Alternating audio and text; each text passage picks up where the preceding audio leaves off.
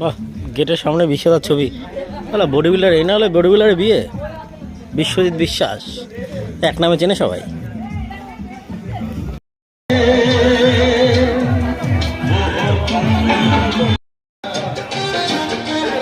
ফুচকা টুচকা খেয়ে নি।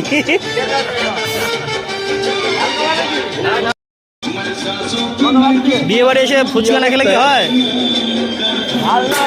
কাদা হয়ে গেছে কেন?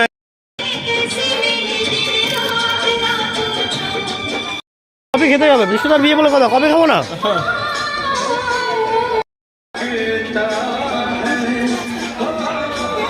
না না খাইনি, খাবো। হ্যাঁ খাবো।